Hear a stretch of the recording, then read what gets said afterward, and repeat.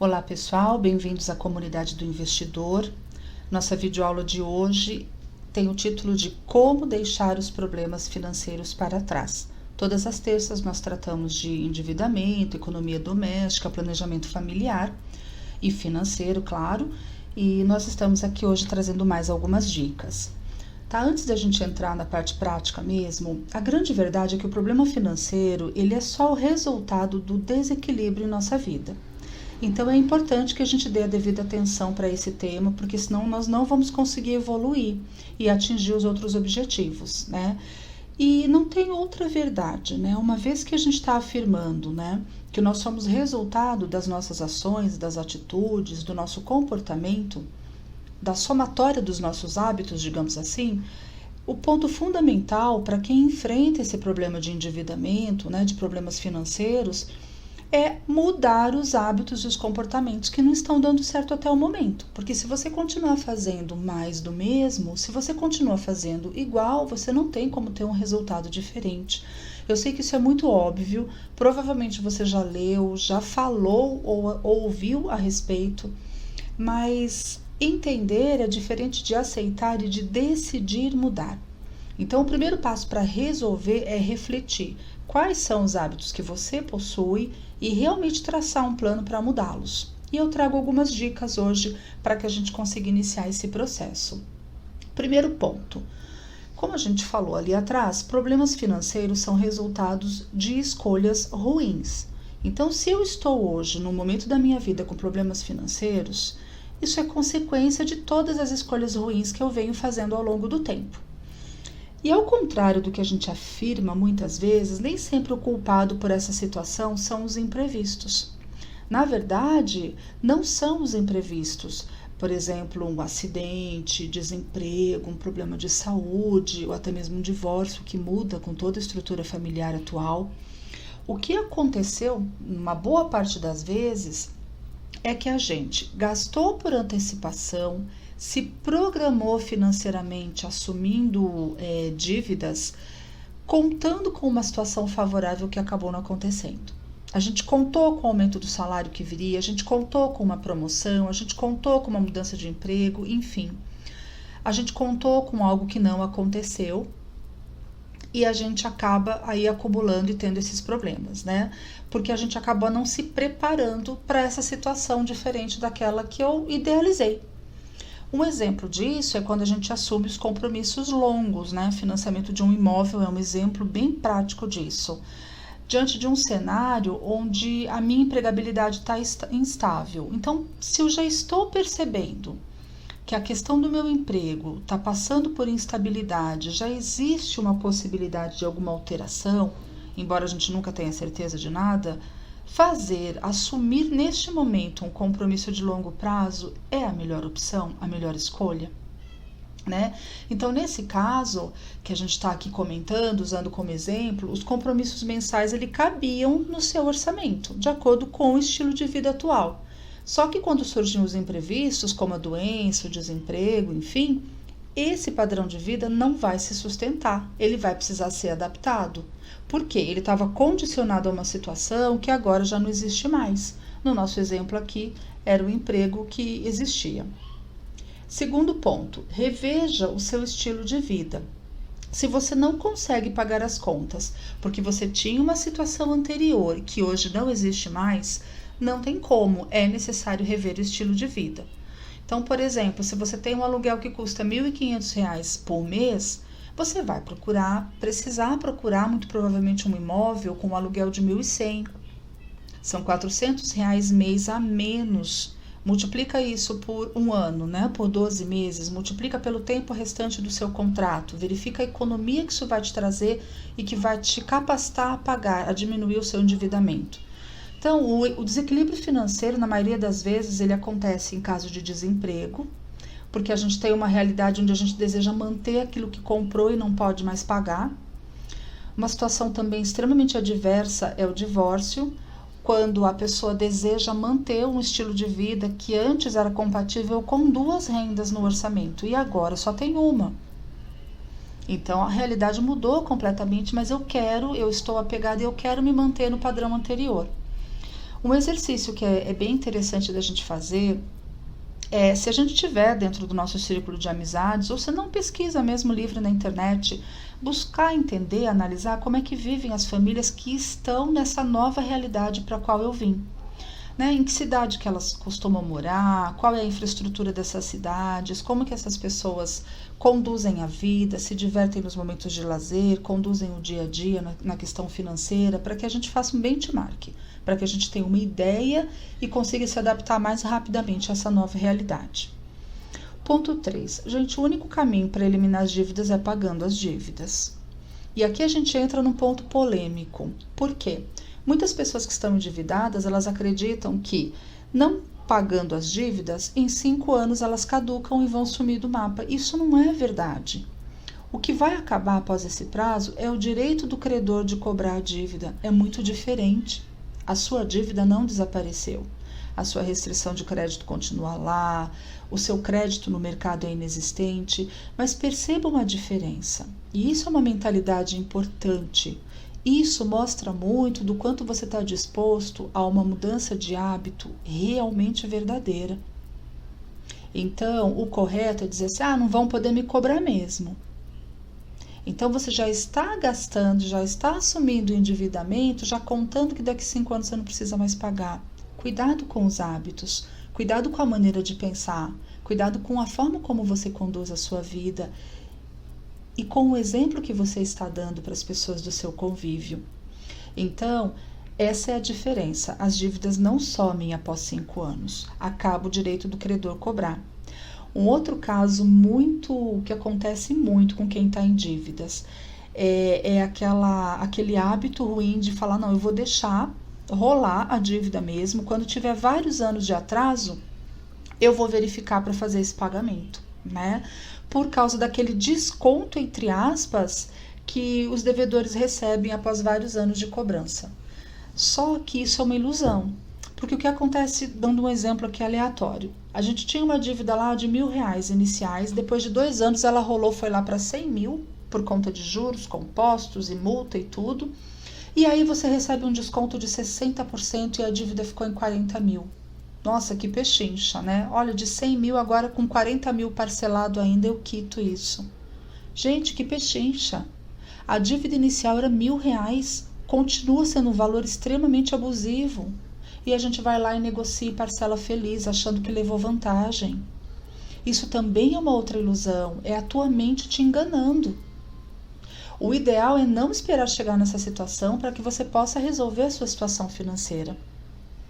O quarto ponto é organizar uma estratégia para que você realmente consiga eliminar as dívidas. E quando eu digo criar uma estratégia, é trazer soluções sustentáveis, tanto para você quanto para os seus credores. Tem que ser bom para ambas as partes. O primeiro passo, você precisa fazer dinheiro extra, não tem como. Então, quais as opções? Vender itens que você não utiliza ou utiliza mais pouco, uma televisão extra que você usa menos, eletrodomésticos, brinquedos que seus filhos já não estão utilizando mais tanto, instrumentos musicais, peças de decoração, tudo o que possa se transformar em dinheiro. O segundo passo dessa estratégia é fazer uma lista realmente de redução drástica dos gastos, dos custos. E é para colocar num papel mesmo o que é possível reduzir nas contas mensais e como é que você vai executar o plano. Então, você pode reduzir conta de energia, escolher um plano mais básico de telefonia, você pode usar por alguns meses o transporte por aplicativo e vender o seu carro, dependendo do seu endividamento. São sacrifícios? São, mas são importantes para a tua qualidade de vida e para a tua paz de espírito. E todos esses sacrifícios é muito importante que sejam conversados e apoiados por toda a família. Isso é essencial para que funcione no longo prazo, no médio prazo. O terceiro passo é você ter uma renda extra nesse período de sacrifícios. Então, são 3 ações simultâneas que vão trazer o sucesso dessa empreitada aí para você. E aí, como é que eu consigo renda extra? Você pode fazer horas extras no trabalho, se você tem essa possibilidade de estar empregado formalmente, prestar consultorias, trabalhar como freelancer, se tornar motorista de aplicativo, vender bolos, salgados, enfim, qualquer outra solução possível dentro aí de geração de renda extra. O quinto ponto é renegociar as dívidas. E aí uma dica: antes de você sair lá executando as 3 estratégias que a gente acabou de ver no slide anterior, anote essas estratégias num papel, para você seguir este passo aqui agora. Por quê? Com essa estratégia anotada no papel, você vai com esse papel procurar o seu credor para fazer a renegociação das suas dívidas em cima deste plano. Porque a percepção dele vai ser outra, completamente diferente. E muitas vezes a gente se surpreende com a receptividade dele. Por quê? Isso demonstra, quando você leva lá um plano de redução de custos e valores, demonstra que você está fazendo o melhor possível dentro da sua situação atual. O que não funciona, na maioria das vezes, é a gente só ir lá e fazer pedidos de descontos ou pedidos de parcelamentos ao credor, sem que ele perceba que a gente está fazendo a nossa parte. Por quê? Qual é a verdade?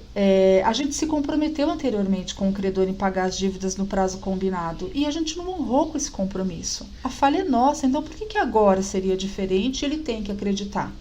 Então, você levando as anotações, isso já abre uma porta diferente de conversa. O importante é que você adote uma postura bastante assertiva, objetiva, para realmente acabar com as suas dívidas. E qualquer credor, a maioria deles pelo menos, ele vai ser receptivo para atitudes como essa que você está tendo. O sexto ponto é que dívidas planejadas não são necessariamente um problema. O que eu estou querendo dizer com isso? Tem pessoas que estão lá com as suas dívidas, estão pagando normalmente, em dia, então isso não é um problema, se alguns cuidados estão sendo tomados. Por exemplo, construir uma reserva de emergência. Agora, se o teu endividamento não permite a construção da reserva de emergência, precisa rever. Mas construir uma reserva de emergência, ter um controle do orçamento doméstico e também que essas dívidas que você tem não impeçam que você consiga simultaneamente construir outros objetivos, como a aposentadoria, uma viagem em família, por exemplo. São só algumas opções, mas é importante que você, em função do teu endividamento, não deixe de viver. Não tem outros objetivos que você possa cumprir.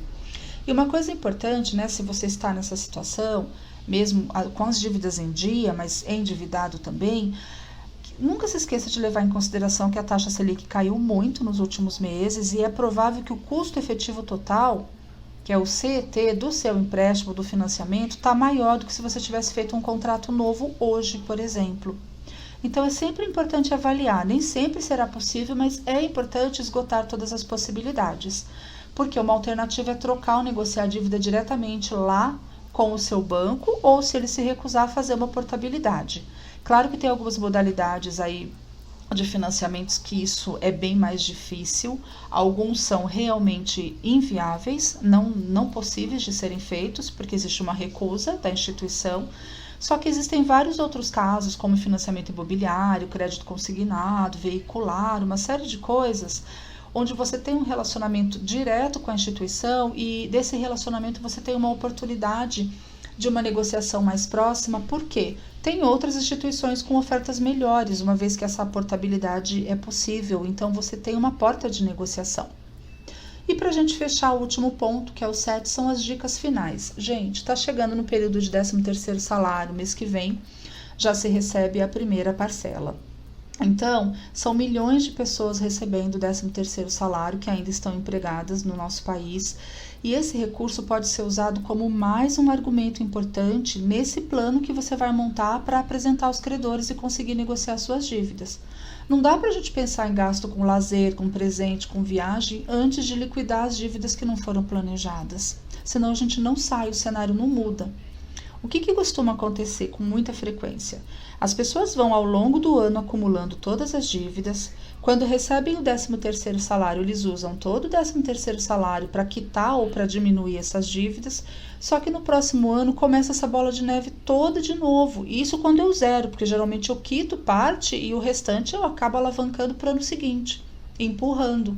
Por quê? No início do ano vem todas as contas IPTU, IPVA, seguros, escola, e a gente começa a bola de neve novamente.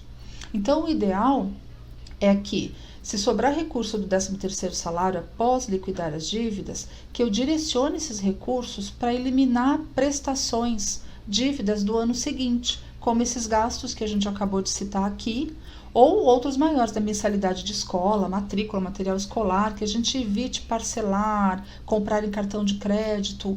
A gente vai estruturando e organizando o ano seguinte. Por quê? Um 13º salário bem trabalhado em 2020 vai significar um 13º salário mais livre no próximo ano, em 2021. E um ponto de atenção aqui bem legal para vocês: o ano passado, em 2019, aconteceu bem no início de dezembro, acho que foi no dia 3, o mutirão do crédito. Uma série de instituições financeiras de bancos se reuniram e fizeram uma campanha em nível nacional, oferecendo até 90% de desconto na quitação das dívidas. E a gente já está aqui com o radar ligado, me parece que eles vão repetir a ação agora no ano de 2020. Então, são os maiores bancos do Brasil se unindo nessa campanha, prometendo, e realmente aconteceram, né, no último ano, em 2019, realmente descontos de até 90%. Então, fiquem atentos às notícias e se preparem. Se surgir esse mutirão, não percam as oportunidades. Gratidão mais uma vez pela companhia de vocês. Tenham fé e força e foco, porque é possível sim sair do endividamento e passar para as etapas seguintes. Participe do nosso canal no Telegram e fique conosco nas próximas aulas. Um grande abraço.